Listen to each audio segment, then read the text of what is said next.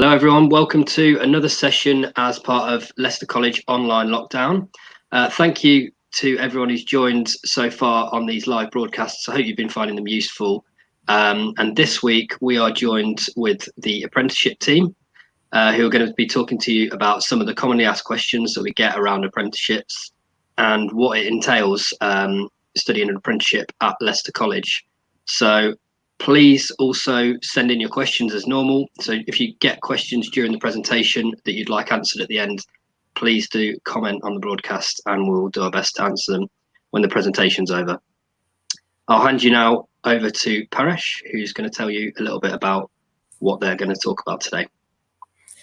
Right. Thanks very much for that, Nick. Good morning, everyone. My name is Paresh and I work in apprenticeship recruitment at Leicester College.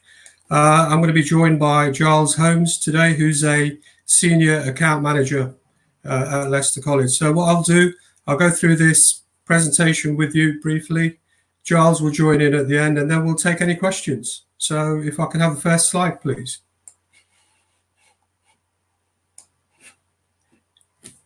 So we'll cover apprenticeships. We'll talk about finding an apprenticeship, which is important. We'll also talk about different opportunities that may be available. Obviously, in the circumstances that we're in at the moment, things are difficult. We know that things are not working like they would normally every year, but hopefully that situation will improve. So we'll talk about that. We'll talk about CVs and support that we can offer you as a college. And we'll also look at what kind of skills employers are looking for. What do employers want from their apprentices? So we'll cover all of that today. If I can have the next slide, please. So we'll talk about the basics. What is an apprenticeship? People mention apprenticeships all the time, but does everyone know what an apprenticeship is, how it works, etc.? So we'll talk about that. There's lots of different ways of applying for apprenticeships. So we'll cover that in a bit of detail. We'll talk about where you can find apprenticeships, how to apply for apprenticeships. And then as mentioned, we'll talk about employers, because that's quite important. What does an employer actually want from an apprentice? Again, there are myths around this, so we'll try and dispel some of those. And then we'll look at the tools of applying for apprenticeships, CVs, interviews, applications. How does all of that work? And then, as I said, things aren't exactly as it might be every other year. It's a difficult time if you're looking for an apprenticeship. So we'll talk about current opportunities. Next slide, please. So the basics, what is an apprenticeship? I mean, again, the common myth is that an apprenticeship, or maybe in the past, that an apprenticeship is an easy way to get a qualification or it's an easy option. To be honest, it's anything but. An apprenticeship is, you're doing a job and you're studying at the same time. So it's not an easy option, it's a difficult option, but it's a very rewarding option. So there's many, many benefits of doing an apprenticeship and we'll come on to those in a minute. But in terms of the basics, pay is an important thing. In the first year of an apprenticeship, irrespective of your age, you'll get paid a minimum of £4.15 an hour, or you should do. That's the minimum. The good thing is many employers do pay more, and it depends to a certain degree on the type of apprenticeship you're doing. So £4.15 is the minimum, which works out at approximately £160 a week for a 40-hour week. So if you're young, if you've just left school, you're doing a qualification, it's not a bad wage to be in, and the potential is fantastic. What are the entry requirements for an apprenticeship? English and maths are the two most important qualifications, if you like. So most employers or most apprenticeships will require you to have either grade 3 or 4 at GCSE for English and maths or equivalent. If not at the beginning of the apprenticeship, then it's something that you can do as part of the apprenticeship in the form of functional skills. So just because you haven't got those at the beginning, again, it won't necessarily rule you out of doing an apprenticeship. This year, again, circumstances are very different. It's a very difficult time. It has been for people who are doing or have been doing their GCSEs, very frustrating time. But the advantage is that if you want to resit or redo your GCSEs, you can. alongside a course at Leicester College. So, for example, you could do a level 2 bricklaying qualification, and if you need to do your GCSEs again, you could do those alongside the qualification. The good thing is many employers will actually prefer or want someone who's done a year in college of a course, for example, and then they'll take them on an apprenticeship. So don't think just because you can't get an apprenticeship this year, that's it, your chances are gone. It could work the opposite, to be honest. What do you need to do an apprenticeship? You need an employer, and we'll try and help you find an employer. We'll come on to that in a bit more detail in a minute. You need an employer who's actually going to cover the range of work that's required. Sometimes we get people coming to us with an employer, they want to do a bench apprenticeship, but the employer doesn't really do a lot of bench work. So it is important that we find an employer that does the range of work that's required for successful completion of the apprenticeship. The other thing you need is a training provider, someone who's going to offer the qualification. So that's where Leicester College would come in. Next slide, please. Okay, so I talked about researching and finding an apprenticeship. How would you do that? Use us at Leicester College. We've got contacts with many different employers. We've built up really good relationships with local employers, and every year we recruit for these employers, and they're happy with what we do. So you can ring the Leicester College apprenticeship team on the number provided there, and they'll put you through to us. Another way to do it is approach employers directly. So if you can do some research, find an employer who maybe does the kind of work you want to do your apprenticeship in, send a CV, a good up-to-date CV, we'll come on to that in a minute as well, to the employer, follow that up with a phone call. It can make all the difference. If an employer sees that you're proactive, you're getting in there, you're really looking hard for an apprenticeship, it can make all the difference. So it's really worthwhile doing. Ask family, friends, contacts. Again, we have lots of people who come to us saying, look, I've got a family member who works in the business who's willing to take me on as an apprentice, or I've got a contact, a friend of a friend. And again, if you don't ask, you never know. So it's a really good way to try and do that. Research companies on the internet. Again, with the way things are at the moment, use the internet. It's a great resource. Try and find out details of companies, employers who you may want to work for. So that's another way to do it. And social media. A lot of you may use Facebook, Twitter, LinkedIn, all of those different social media resources. Use those even more now, because employers, again, will look to use those to recruit in the current environment. Use the college career service, a great career service at the college. Again, contact us directly through the main number. They're doing telephone interviews at the moment. You can speak to someone that way. They'll give you support and advice with your CV. So another good way to make use of all the resources that are out there to help you. Any work experience, again, it may not be possible at the moment, but if you do get some work experience or have had some work experience, that's going to help you. But make sure you update your CV regularly. Your CV, it's a live thing. It's a live document. It's not just something you do once and you leave or whatever. Every time you do something, many of you might be doing online courses at the moment. So if you do an online course, put it on your CV. Again, it's going to show an employer that you're being proactive in difficult times. Open days at colleges, training providers are another good way to research or look for apprenticeships. Again, it may not be happening at the moment, but virtual events are taking place. So a lot of companies, a lot of training providers are still continuing with this, but they're just doing it in a different way, doing it online. So keep looking out for those. And Leicester College, as you found out, have got lots and lots of events online. So continue using those resources. And look at the Leicester College website, because we've always got vacancies on there. And again, things are picking up slowly with the lockdown easing. So we will start to hopefully advertise on there. And you can send your CVs directly to the apprenticeship team. And we'll look at your CVs. In the past, we would have called you in for an interview face-to-face. Again, maybe that's not happening at the moment, but we'll give you a call. We'll email you. We'll get in touch with you. And we'll support you as much as we can. One of the ways to apply for an apprenticeship is to do it through the gov.uk website. And there's a short video here on how you can apply for apprenticeships through that. If we could have that video, please.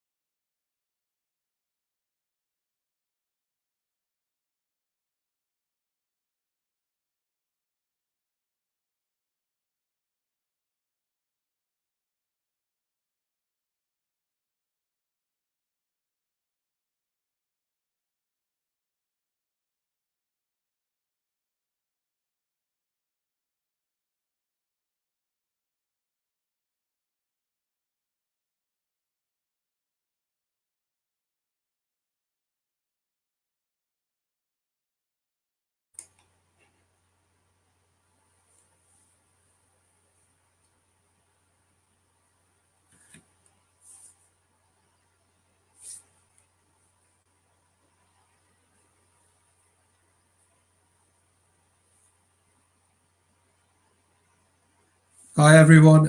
Apologies for the audio on that video. I don't think you can hear anything. What we'll do, we'll put a link on later on to the video with the proper audio. Excuse me. So you can have a proper listen to it afterwards. But I'll pass you on to my colleague Charles now, who will continue with the presentation. Thanks, Parish.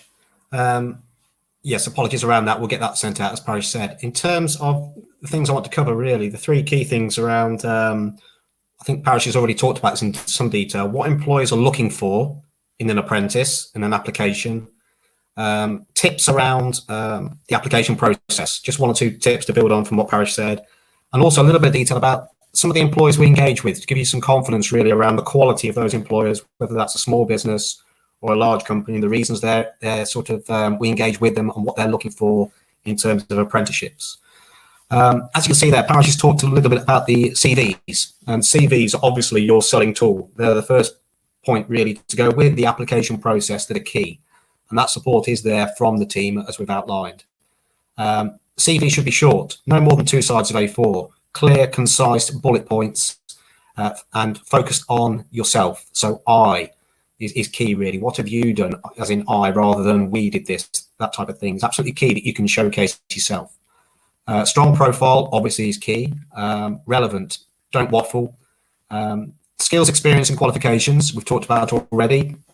What I would say here is, and Parish alluded to this, was really do not forget to add things. We've seen a number of times where young people and adults as well, actually, they've not added some of the work they did maybe in the voluntary sector, unpaid work in a charity, captain of the local sports team. Those types of things really showcase you as an individual, showing your skill set, communication skills, working with others, etc., and initiative.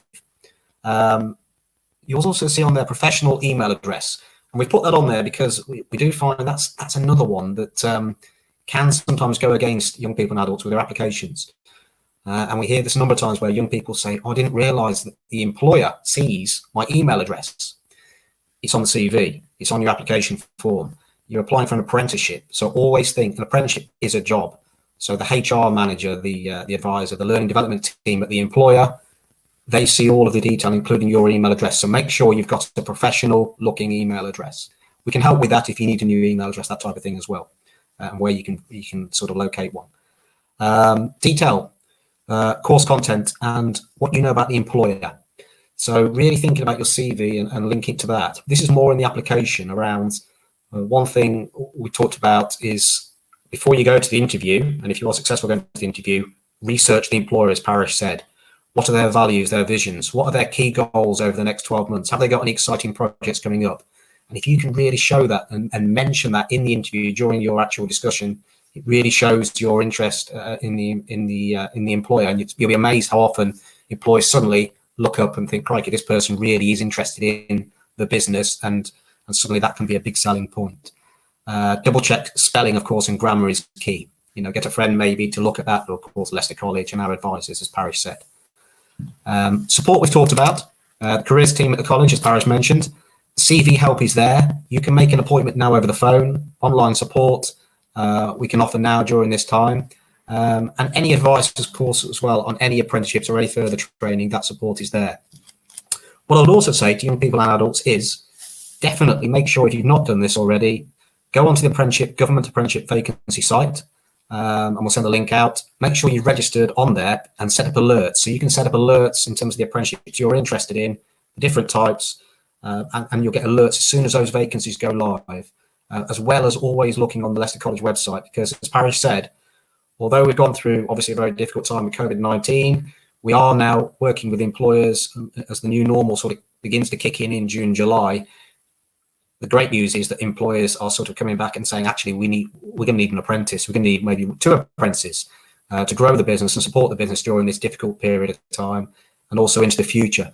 A lot of employers look at these young people, those new ideas, and how you can really add value in the business. So there is more opportunities coming up as we go forward now, whether that's engineering, construction, business, management. Over the next 2 months, we're really going to see an increase in opportunities for you.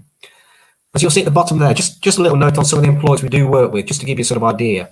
Now in Leicestershire, 96% of the businesses are small businesses, which is fantastic. And so we work with a lot of small businesses, but we also work with some of the larger public and private sector businesses. So for example, the Leicester City Council, house builders, Gelson Homes, Bloor Homes around apprenticeships.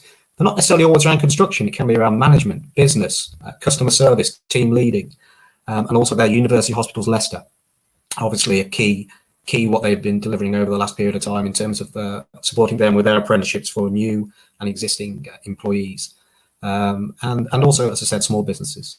Okay, next slide, please. So the skills and qualities employers are looking for. And Parish has already talked on this a little bit, so I'm just going to pick on 1 or 2 of the key things. Timekeeping is obviously key. For example, in your personal lives, if a friend is always 5-10 minutes late to turn up when you've arranged to meet, that's pretty annoying. So employers, it's being on time, making sure you're on time, et cetera, on a daily basis. Low absence rate, obviously employers look for, and commitment and initiative. Obviously, if you're ill, you're ill. There's not a lot you can do about that. Good attitude, positive attitude, proactive, New ideas. Employers really welcome new ideas because we find it's amazing how, you can find that somebody who's been maybe in a role for 20 years in the business, and I've seen this before, actually, they're stuck in a rut sort of thing with those ideas. They haven't got any new ideas coming through. An apprentice coming in suddenly challenges things and says, actually, why haven't we done this? Why haven't we ever thought about doing this? And I've seen examples of this where it's been actually changing for the employer in terms of the financial impact of the new ideas from the apprentice, which they hadn't thought about because they've been stuck in one way of working. Excellent communication skills are obviously key, whether that's individually, whether that's on the phone, or whether that's part of a team and working with others. Problem solving, practical, logical mindset. That's what employers are looking for. Passion, enthusiasm, and commitment. And again, yes, qualifications are important, but actually we find with employers, a lot of the time, it's the qualities of the individual. If you've got those personality skills, excellent communication skills, that's what they're looking for in drive and confidence, and that's what they're looking for in an employer. The rest they can sort of mold and work with you. You want to see a note there with the phone sort of cross through it.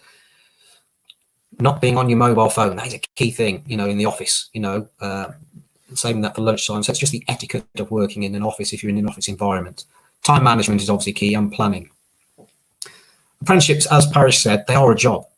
You have got a contract of employment, which is fantastic. So you are treated like any other employee. 90% of the apprentices that we work with go on to further training with that employer, 2/3, and then also into higher level apprenticeships. So that's the point I wanted to make around the quality of employers we work with. They're not in it just for some support over a small period of time while your apprenticeship. The aim is that you're able to hopefully succeed and progress with them in terms of your career, and also potentially a high level apprenticeship after your initial apprenticeship. And that's great. You'll see there a link with the arrow there from planning to an endpoint assessment. The endpoint assessment is that sort of word assessment test, which we all enjoy.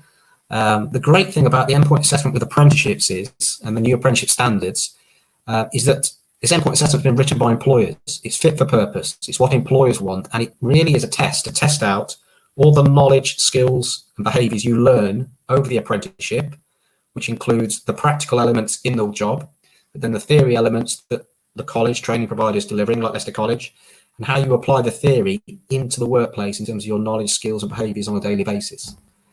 You'll see also there 20% off the job. And the great thing about an apprenticeship is 80% of the time you're on the job, 20% of it you're reflecting, you're working on the theory side of it around the knowledge, skills, and how you sort of utilize that into the practical. And your commitment from the employer, they're actually paying you for the off-the-job training. So it sort of comes out to potentially 1 day a week where you're focusing on your off-the-job training, your portfolio, your assessment, your assignments, but also college work and college attendance. It could be online, it could be at the college, or we're back to face-to-face delivery. And it's the theory group delivery then around that. And they're paying for that time while you're learning on your apprenticeship. Smart Assessor. Smart Assessor e-portfolio system. And the great thing about Smart Assessor is it's smart. So it's online. So if you're in a meeting at work and you're leading on a project or some sort of business change, maybe linked to your apprenticeship in business, you can actually take a picture of those minutes or the actions, upload them straight away to Smart Assessor, and that's your evidence bank for that, how you've utilised and showed that practical familiarity. You'll see a note there, as Parish mentioned, GCSE exams obviously been cancelled this year due to the COVID-19 outbreak. But if you don't pass your GCSEs, you can resit your English and maths whilst you're enrolled onto a course with us. And that could be alongside the apprenticeship or potentially before the apprenticeship, then moving on to apprenticeship. So that support is there from the college. Okay, next slide, please.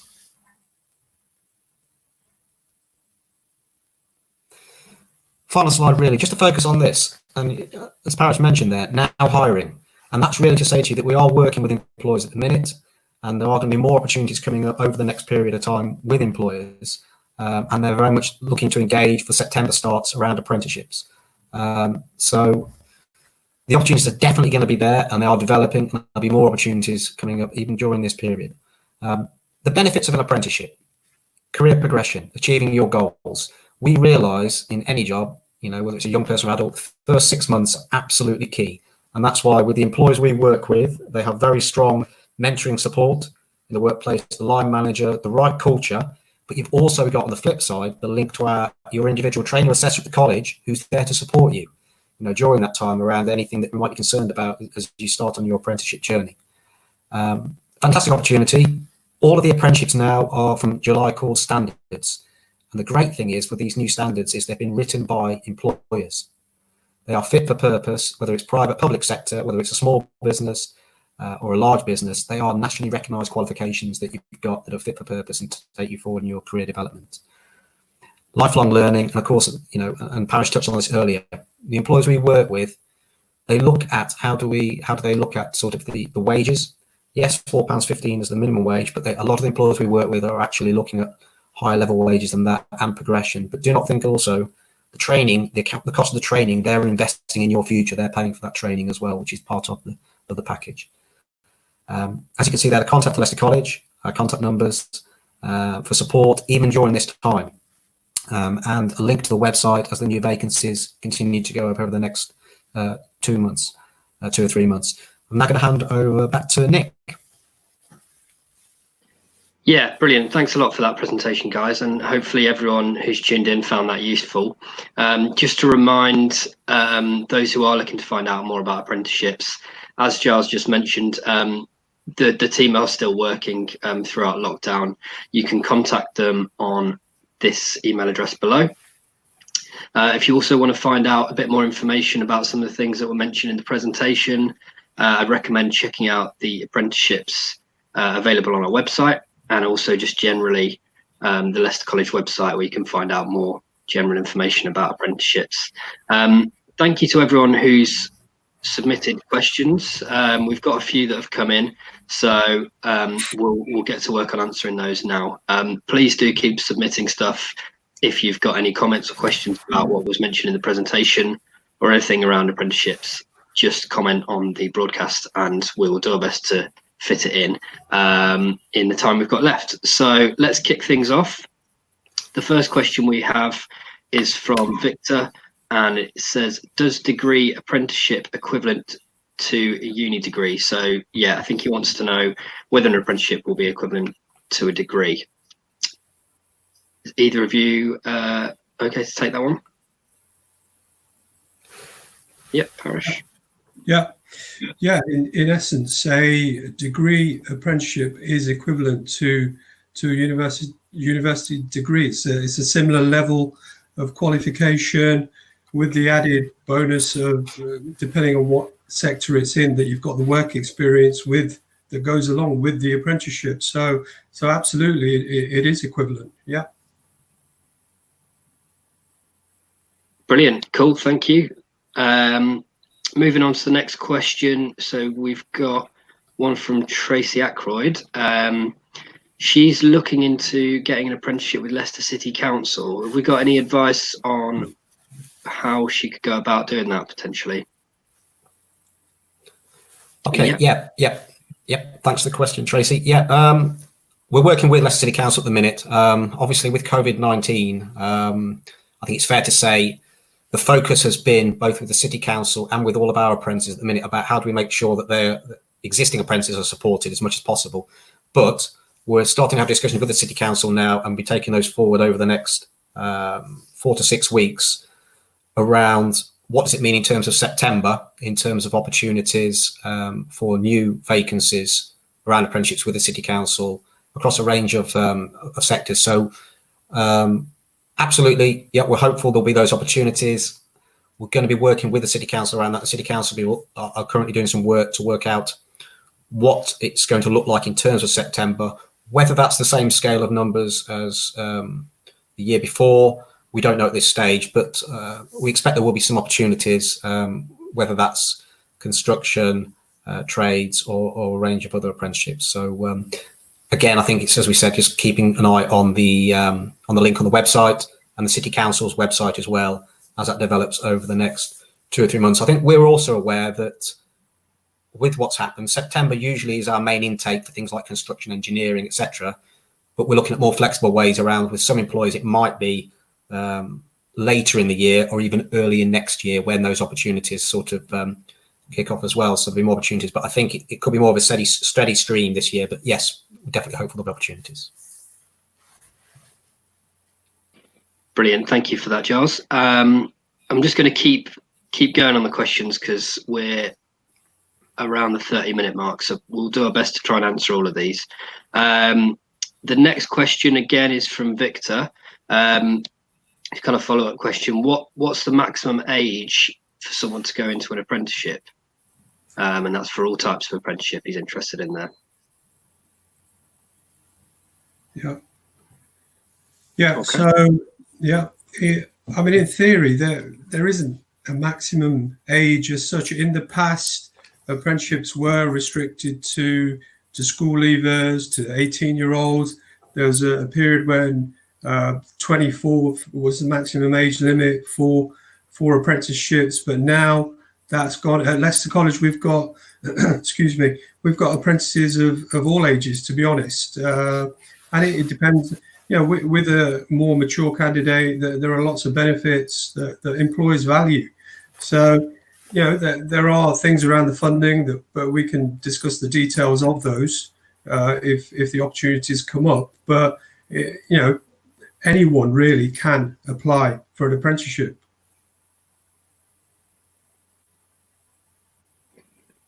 Cool. Okay. Hopefully that clears things up for you, Victor. And thank you again for your questions. We did get a question from Casey Gurney. I think that's been answered now in the comments section about when the college is going to open again. For questions like that, I recommend people visit the homepage of our website. We've got some FAQs around coronavirus and the current situation that might answer some of those. So we'll keep it to apprenticeship specific questions. We've got something from Tracy, more of a kind of sort of advice question really. So she's waiting for her level 3 painting and decorating. She's 37 years of age, she's got kids, and she's wondering basically what she can do that's productive. So I guess within apprenticeships, what would you recommend to someone who's trying to be proactive at the moment?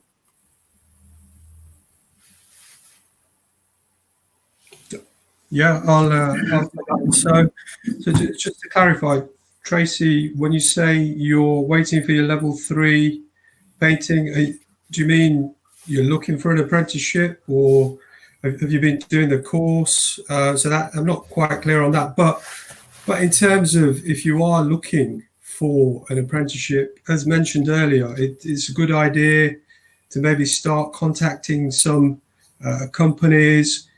To be honest, we've had 1 or 2 tentative inquiries already about painting and decorating apprenticeships, so it might be worthwhile contacting us at the college, and we can maybe point you in the right direction. We can tell you about some of the opportunities that may be out there. So if you want to do that, you're more than welcome to do that. We'll use the contact details provided. So you could do that. A question of researching companies. Just get ready. Make sure your CV's up to date. You've got everything on there. And just prepare yourself for when those opportunities do come up.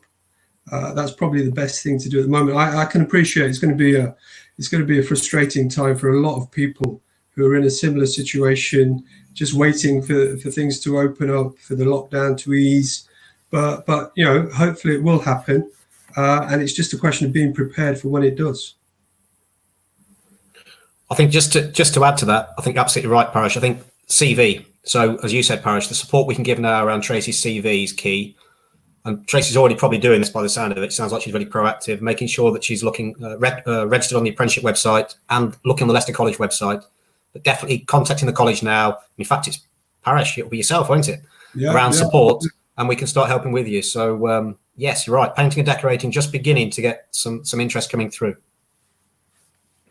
Yeah, brilliant. Hopefully that's helpful for you, Tracy. And it's good to hear that people are trying to be proactive during the current circumstances. I think that's pretty much going to wrap it up for today. I just want to reiterate as well, anyone who's got questions about courses finishing and college opening dates, we are following government advice, and our priority is basically ensuring that everyone is safe, and we're acting responsibly, basically, given the circumstances. So please do bear with us and understand that that's what we're working towards, and visit our website for more details, or get in touch with us and we can clarify anything you're unsure about. Just want to say a massive thank you to everyone who's tuned in and sent in questions. We really appreciate it, and a massive thanks to the apprenticeship team as well. Really appreciate you taking the time out to do this for us. No problem. Really good. Thank you. Thank you. All right. Thanks a lot, guys. Thanks.